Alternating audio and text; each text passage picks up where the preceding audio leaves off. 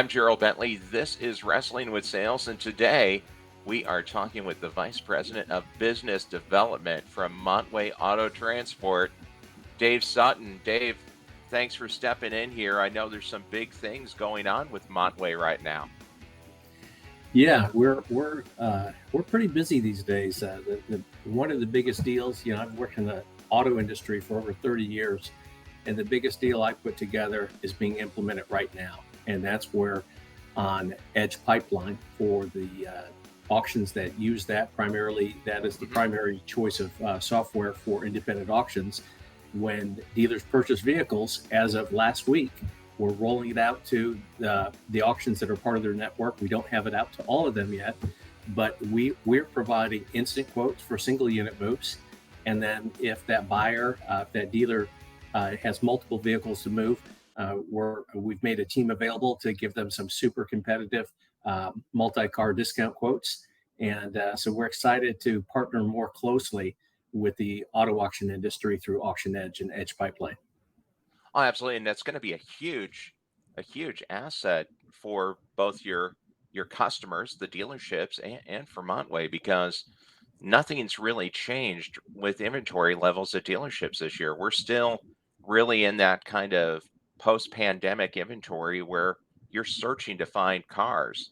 I've done some searches around the country, and I found that most of the dealerships are still at the same levels of inventory they were just after the COVID shutdown, and virtually no cars on the lots at under $20,000. So that's going to make the dealerships cast their nets out wider to try and get vehicles to their lots to sell. And I know you have an extensive background in auto remarketing, and I believe it was with Volkswagen. You were in charge of a lot of their remarketing. You know from talking to dealerships that time is the biggest enemy of a dealership. Oh, it's a big enemy, whether you're acquiring inventory or in the case of when I was back with Volkswagen Credit, when we were selling cars, one of our key metrics was what was the days to sale? How soon could we turn that asset into cash? It's the same challenge that dealers face. Once they acquire it, how soon can they turn that into cash? And you can sell cars on pictures, but it sure helps when you have the car present on the lot where they can sit in it and experience the vehicle. So, the current short supply, we don't see changing anytime soon. I mean, the cars that are available are dealer cars, which frankly, if a dealer can retail it, they're going to retail it, if at all possible. Sometimes other reasons for wholesaling it. And then the other cars that are coming up is the unfortunate part of the car business with repossessed vehicles. And so when I say the unfortunate part, having some experience with it, a lot of people don't know what a high percentage of repossessed vehicles were voluntary repossessions. I got in too deep, had unexpected medical bills, lost jobs, something happened in life where, certainly some cars are picked up and towed away in the dark of night. That does happen, but the majority of cars are voluntary repos. And those are the cars that are available now. But there's not a lot of them. And as I talk to my friends who are currently big institutional consigners, they don't have a whole lot to do because they don't have a lot of cars coming back because lessees are still buying their lease cars because they've got equity in a lease car, which was unheard of in days past. And so that's great for them. And then, sometimes they're able to sell them upstream directly to their dealer body if it's that type of a finance company. But as I talk to auctions, and I visit 2 or 3 auctions every week, they are not seeing a lot of commercially consigned cars as dealer consignments, and then a bunch of little or smaller consigners contributing to inventory. But they're relatively short sales. They're telling the auctioneer, stretch it out. Whereas before, it's like, dude, we got to sell 100 cars an hour. Let's go. Yeah, punch them. Yeah, we haven't seen those days for a while. Now, what I've noticed is just here, I'm from Kansas City, and I take a look at the Kansas City and the St. Louis auctions, both Manheim and Odessa. They're down about, I'd say probably about 55 to 60% versus pre-pandemic levels. So if you do find something, you're probably finding something for a used car lot that's way less stock than you'd want it to be. And you know, Dave, you know the old numbers, right? If you want to sell 100 used cars, you better stock 200. Well, that's not working anymore. Now, your number better be okay. I need to turn my inventory 2, 3 times in the month. Yeah, And I just want to pop this up here, just a screenshot from what Edge Pipeline does. You click the buy button on that online auction. I mean, it's literally right there, managed transportation, because the clock starts ticking as soon as you hit buy. Because, like I said, time is the enemy. And if you've got things dialed in, I know I've worked at multiple dealerships and spoken with dozens of dealerships, and the tried and true line is okay, 3-day turn from when the vehicle gets here to the lot. I've hardly ever seen that happen. So realistically, it's probably closer to about a 7-day turn, especially with staffing issues going on. If you yeah, can shave a day or two off of transportation time, that's huge, because if you're buying something and you're in St. Louis and you're buying a car in Texas, or you buy a truckload in Texas, you don't want that to take 10 days to get to you. So if you can get to the get to the line and get that car on the truck and moving and know what the cost is going to be so you have it built in, that really is a tremendous advantage to you as a dealership. yeah. And it's you'd mentioned before about the scarcity of inventory.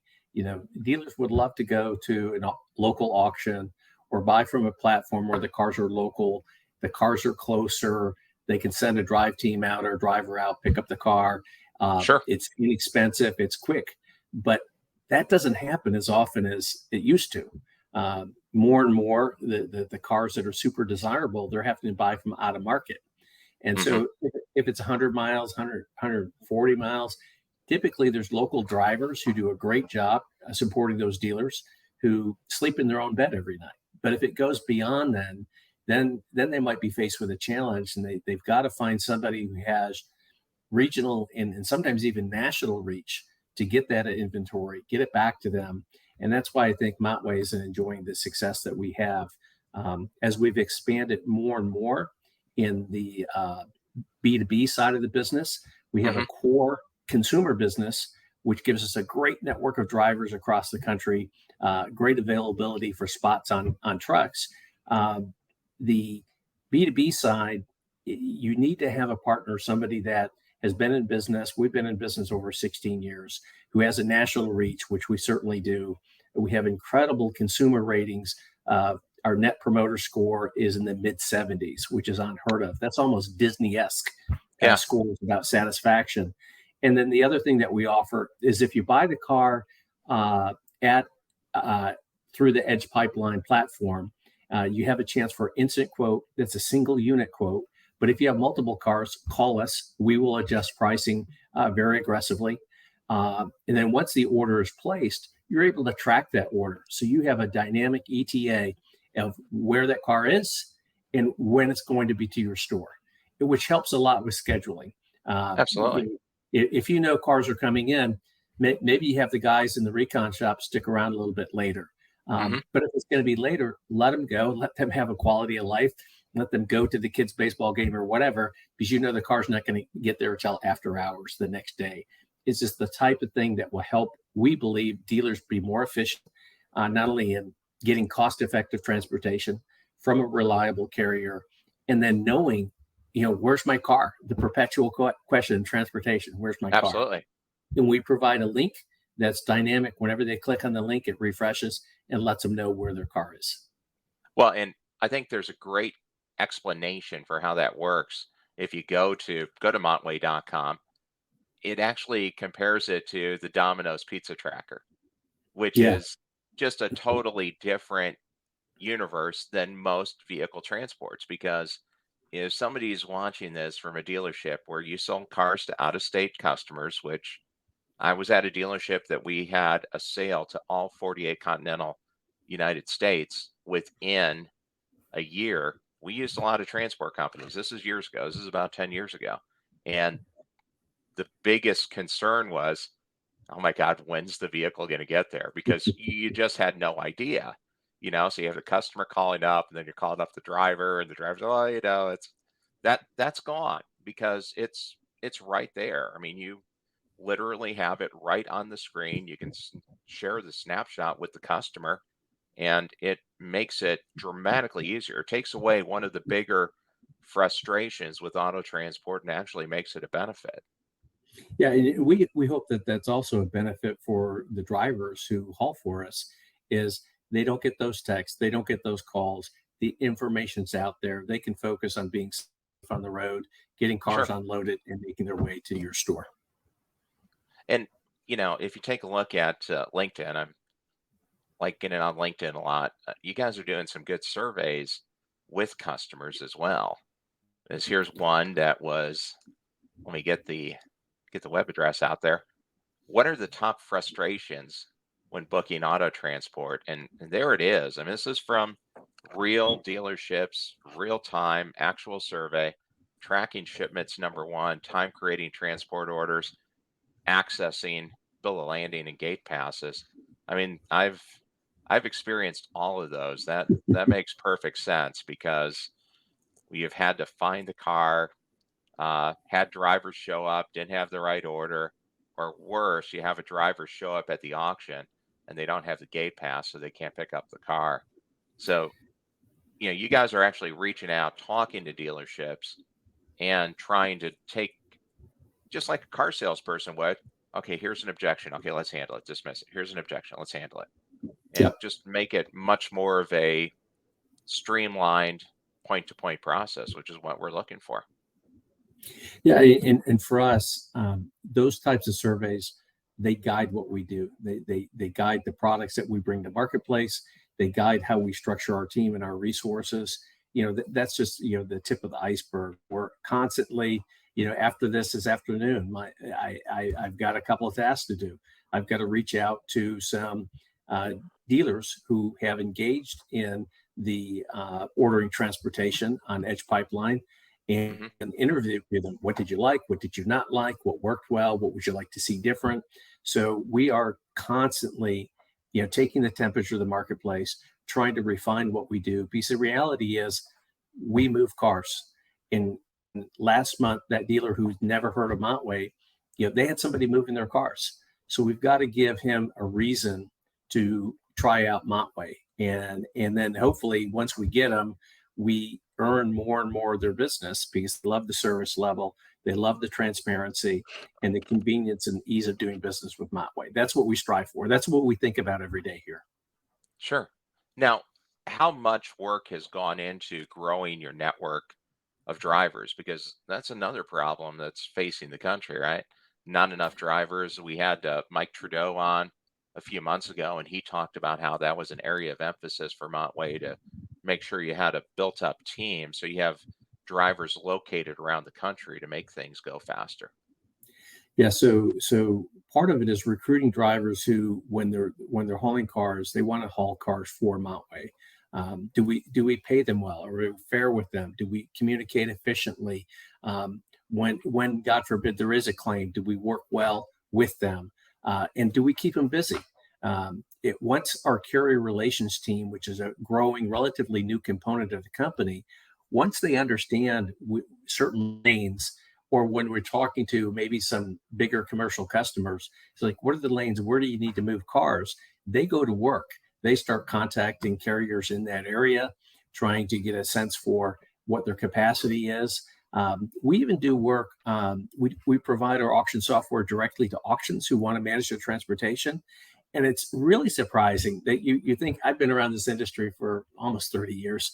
And Sure. you think, I mean, you kind of think you've seen it all. But I got the question, and it became really apparent that with a lot of these auctions, because of the short inventory, they may have a half dozen rollback trucks, maybe a dozen, maybe a 3 and 5 car carrier that sit idle a couple days a week. Or for key customers, they've got to run 200 miles to pick up a vehicle or deliver 200 miles for whatever the customer needs. They're Sure. super customer friendly. Wouldn't it be cool if every time their trucks were rolling, if they had a vehicle on it? And so we connect them with our carrier relations team, to help them say, oh, you've got to go pick up a car. Let's say you're in Knoxville. You got to drive over to Lexington to deliver a car. Well, guess what? We need a car moved from Lexington to somewhere near Knoxville. How would you like to earn some money and be part of our carrier network? How can we make you a more profitable carrier or enterprise? So when we start teaming and forming partnerships like that, that's what I get excited about at this point in my career. Dave, that's a great point because something that before I got into auto sales, I was a buyer for Nordstrom. And one of the things that Nordstrom's did really well is they had a great logistical network and they knew every store had this item or this item, or we need to get more Culhans to Chicago because Chicago sells a lot of Culhans this time of the year. And they had an integrated network with drivers. Dealerships, by and large, are one of the very few major retail organizations still that are family owned and independent. They're all operated independently. So they don't have that economic of scale logistics working for them. But if you can get tied in, if Montway ties in with the auction, which ties in with the dealerships, then you can start picking up the economics of scale that allow companies like a Nordstrom's, like a Target, like a Walmart to be so efficient and get merchandise to the right place at the right time. Yeah, and a lot of it's about communication, information, and understanding their business. Because yeah, when I talk to my friends who own auctions, a lot of times they're like, "Yeah, we have a great relationship with this dealer, but the dealer's 130 miles away. But our deal is we send a truck there every Monday. They fill up the truck, and we bring it in. Guess what? The truck rolls that whole way empty, Hmm. and that's a missed opportunity. So our job is to Sure. work with them, and not that we can do it every time, but because of our network, because of our consumer business and our B2B business, we're more apt to be able to help them put one, two, three, four, maybe five cars on that truck, and it's a different thing because you talked about the shortage of drivers. Let's say you're an auction owner, you have a great driver, and you have a five-car hauler. Well, you can't have him work part time. Those guys are pretty valuable. You got to Sure. pay him full time. But if he's sitting around a day and a half out of a 5 day work week, why not turn that asset into cash? He's probably going to make more money. The auction's going to make more money. And so that's one of the things we're trying to do. And as we talk to dealers and auctions, we're always looking for, how can we make your business better? Hauling cars is great, but how you do it and what else you can do around it to understand their business, that's the magic. And that's what, Yeah. frankly, I said before, I turned 60 this year and I've been around this business for a long time. And I flirted with the idea of retirement, but I'm not going to retire anytime soon because I'm just having so much fun. Because you talk to folks, it's energizing. You figure out there's a problem, which means there's an opportunity, and if we can help in those ways, we do. And so super exciting to be part of that process, remaining part of the auto industry, and the remarketing community is such a great community of people that now serving from the transportation end is a different lens to view the same industry. It's an area of the industry that just like dealerships have gone through a lot of changes, remarketing's gone through lots of changes too. And from the time I started at dealerships and the time you started in remarketing, it's been a night and day change from everybody being on the lane, everybody having the books, to using a V Auto, using a VIN queue, online auctions, instant transport, clicking a button, and it's just a totally different paradigm, and it's still changing as we're going with one of the other surveys your team put up. How are customers buying vehicles now? And this is surveys of dealerships. These are surveys of dealerships that work with Montway, and they said in person is down to 56%, online 22%, 17%. That's mostly going to be like Tesla and Rivian, and then 6% others. So probably consignment. But what jumped out at me is the in person is down to 56%, which tells me there's 44% of the sales that are going to need some sort of transport to get to the customer. So that's an area that's growing as well for you. Yeah, because to take the time to actually go out to a physical auction, you're taking somebody who, if you trust him or her to buy cars, they're pretty valuable, and that means they're Hmm. not back at the store to look at trade-ins, to conduct other parts of business, the travel to get out there, the auction event, doing all the follow-up. The A players go there if they're looking at a lot of cars the day before to look at them. That's kind of a misnomer when you see somebody, well, how did they decide on the car so fast? It's like they decided yesterday. Now they're Sure. just trying to decide on the price if they can get it there. That's what the good ones do. So it's a interesting paradigm because as the group of folks who are making the acquisition decisions gets younger and younger, they're much more technology savvy. You just walk into some stores. If you walk in the right corner of the store, you'll see the used car manager who might have.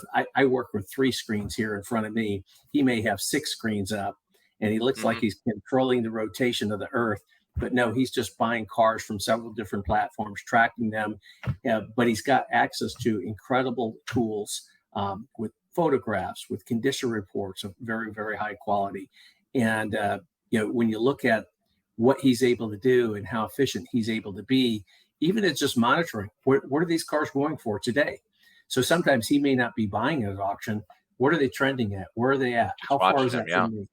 Yeah, these guys are almost like day traders, and it's a different type of buyer.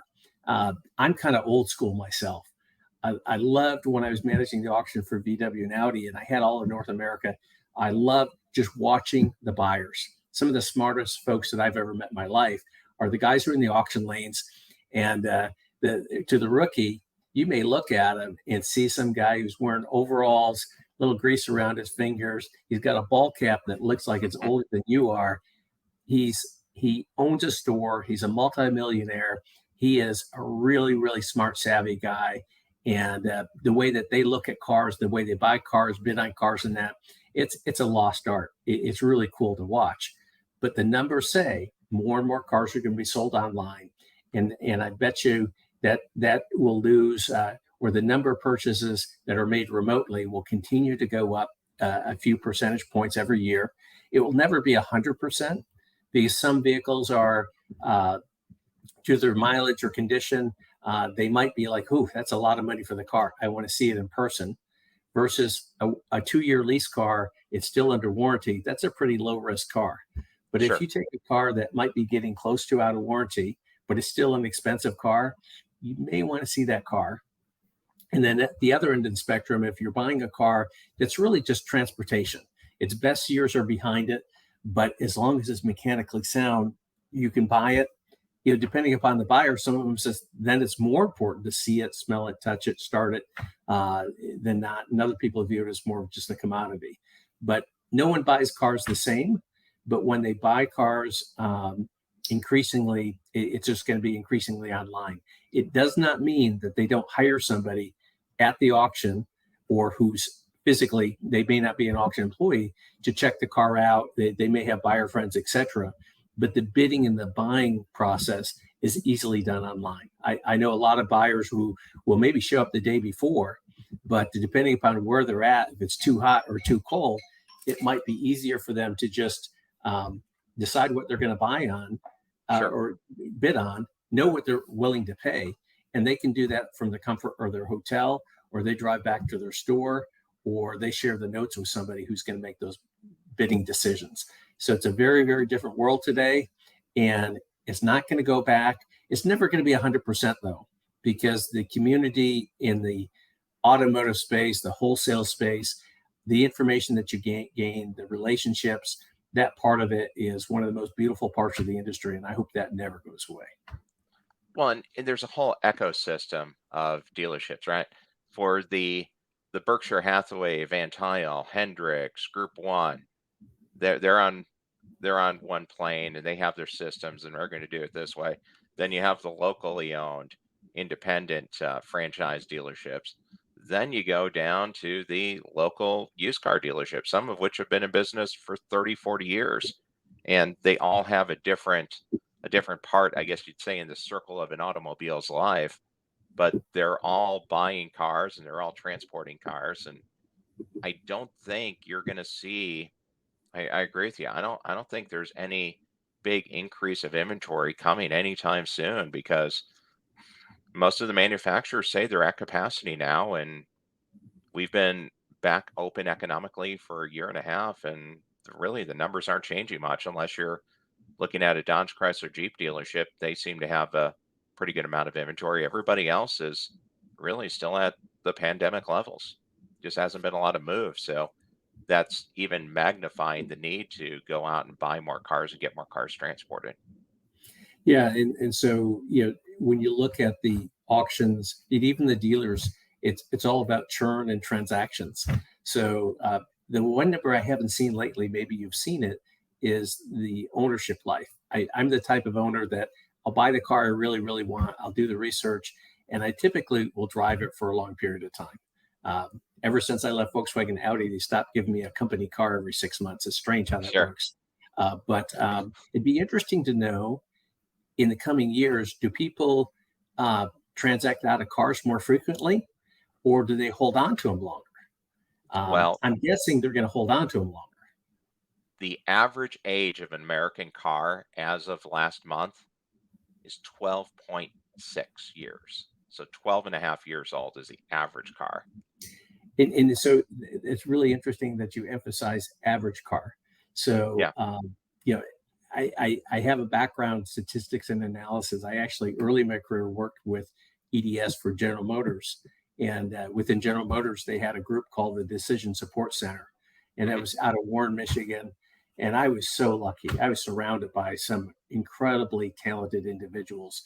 And one of the guys that I supported on projects, who was probably one of the smartest people I've met, and equally the kindest person I've ever met, was Steve Carlisle, who now heads up a big portion of General Motors. Okay. And so when you talk about an average, what was the average number again? 13 years, 12 and a half years. 12 and a half years. So do you think that average is like an average with a distribution like this? I don't think so. It's No. pretty wide. That means there's a lot of cars that are 18, 20, 22 Hmm. years old. I mean, we might be of similar vintage, you and I, but I remember it was a big deal if you had a car and if you ellipsed the 100,000 miles. That was a Oh, big deal. absolutely. Yeah. And now that's like, oh, the car's just getting broken in. As far as its condition, it's going to run another 150,000 miles, maybe even more if you take great care of it. So yeah, as the cars are getting older, the question is, how many owners has it had? And so actually in a previous role, when I worked for Carfax, I worked for them for a decade, and I was one of the directors of data acquisition. That's really, to me, an interesting thing when you look to buy a car is how many owners has it had? Hmm. And a funny stat with that was that um, after a vehicle's been in an accident, there's a very high propensity to sell the car for whatever Sure. reason. And so when you look at cars that have had lots of owners, you're like, huh, why is that? But that's actually good for the remarketing industry, good for dealers. That means lots of transactions. Yeah. Get the turn Yeah. because if there's going to be less cars, dealerships are going to find a way. They're just going to turn more often. And so that kind of leads me to thinking about electric vehicles. Is that going to create this whole new dynamic? When it comes to remarketing, everyone's still trying to figure out, what's the most important thing in a used EV is typically battery. What do you know about the battery life? Can it be Hmm. replaced? Is this a disposable car? How is that all going to work? Is there going to be more churn with those cars?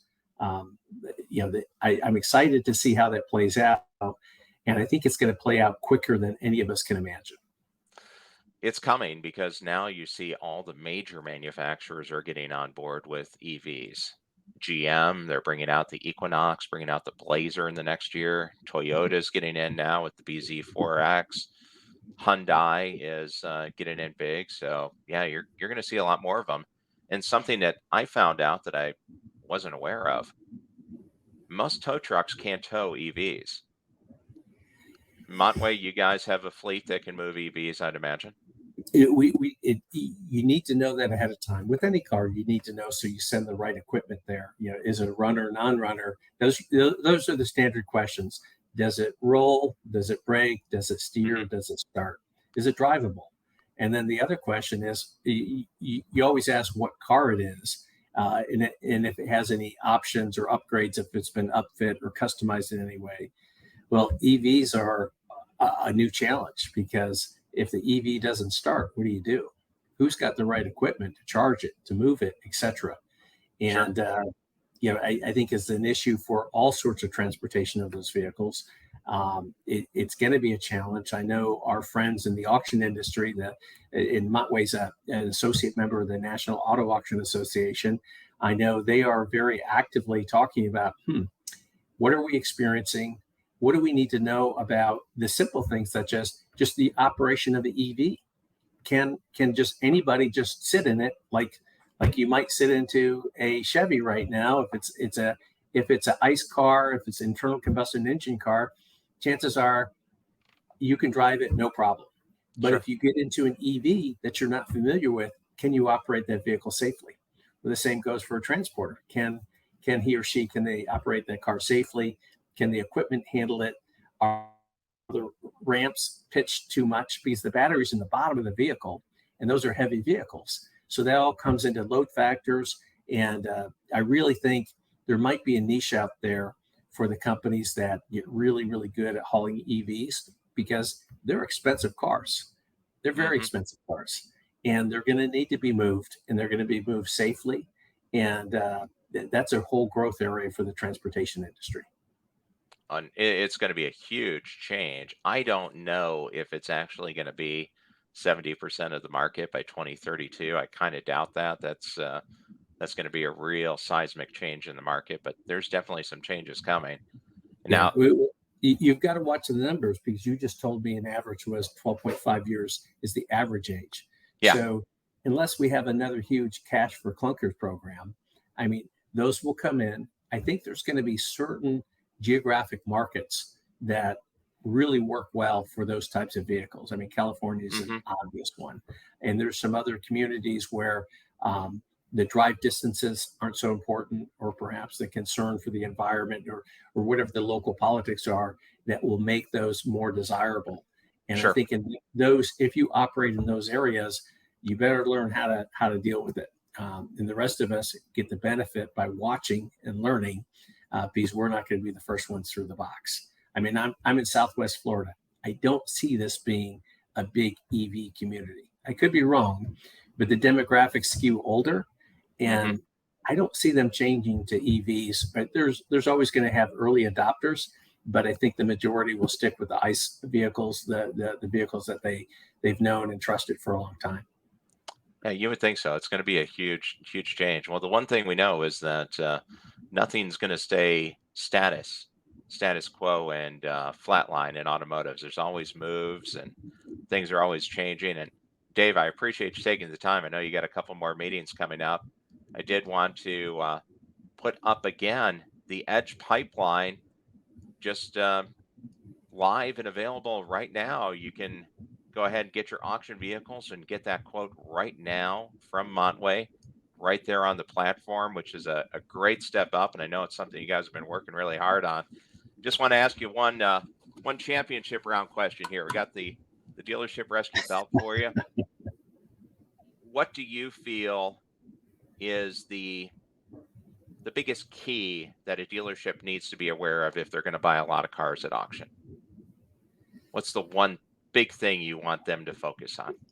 Well, chances are, if if they're going to buy a lot of cars at auction, they've been doing it for a while. And I think the big thing is the fundamentals don't change. The auctions, especially the independent auctions, you're a very important customer to them. And so I think, to the extent that you understand the auction operations, you understand how to play a role in knowing who to go to get what you need. I think just that awareness and experience, the auctions are there to serve you. They're super excited about dealers, because dealers are consigners and buyers, and you're super valuable. To me, if I'm managing a dealership, when it comes to acquiring vehicles for auction, the old wisdom is all the money's made in the buy. So you better Hmm. have your A team talent acquiring inventory for you, and don't take your eye off of that fundamental. And the auctions will be great partners to help you find the inventory you need to create the churn at your stores.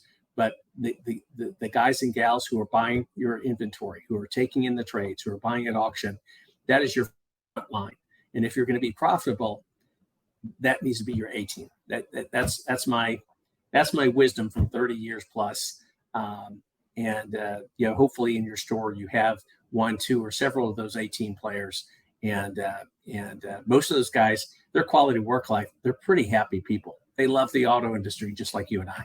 Yeah, that's a great line too that I've heard at a lot of places. And a slightly different version of it, the gross is in the buy. So if you're looking to Absolutely. make a big profit on your used cars, well, you better buy them right, because otherwise you can only go up so high because the customers are only going to pay so much. Well, hey, Dave, thanks a lot for taking the time to step into the ring here on Wrestling with Sales. Appreciate learning a little bit more about Edge Pipeline. And of course, you can go and learn more about M.A.P, which is something you can use to ship cars for your customers to their house after you sell them online at www.montway.com/WS. Dave, thanks again for joining us. Really appreciated having you on. Hey, I appreciate the opportunity to chat. I always like to talk cars. And with Montway M.A.P, you can get a quote to move any vehicle 24/7, and it's a guaranteed quote from us. So hopefully, go to our site.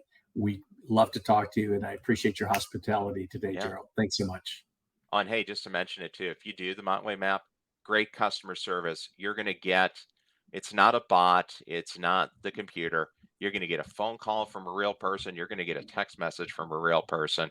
And if you have any questions, just reach back out to them. They will help you and get it hammered out. It's really a great service. All right. Thank And you so Dave, much. Have a oh, great week. absolutely.